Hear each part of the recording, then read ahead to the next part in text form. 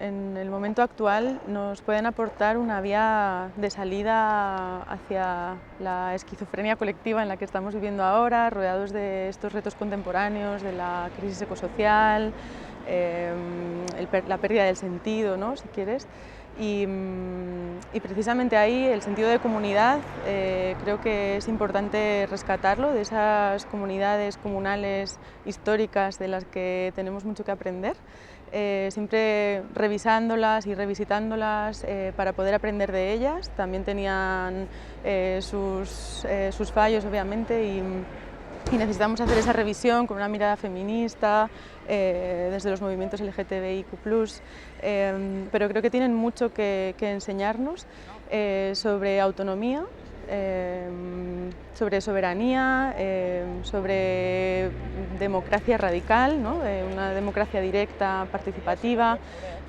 sobre esos momentos lúdicos y de juego y de celebración que formaban esas comunidades sólidas, que entretejían lazos de solidaridad, ¿no? Y que no solo se basaban en la gestión de los recursos, sino también en una esfera de lo humano que tampoco hay que dejar de lado, ¿no?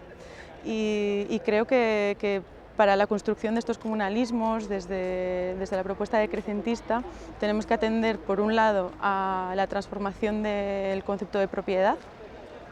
como lo común podemos empezar a entenderlo como lo inapropiable, también lo común como eso que nos mueve, ¿no? y en lo que estamos, pero no solamente como una gestión material, sino como una manera de vivir, una manera de transformar las relaciones, las sociedades, las comunidades en las que vivimos, descentralizándolas, adaptando la manera de vivir en ellas al lugar en el que habitamos, ¿no? Como muy localizadas, atendiendo a las problemáticas independientes de cada colectivo y cómo eso configurarlo de una manera más amplia para que también se tejan esas redes de solidaridad y de apoyo mutuo entre esas comunidades, ¿no? Y cómo lo común tiene mucho que ver con el derecho también y la necesidad de comunalizar el derecho para devolver esos territorios a las personas que los trabajan y que los habitan,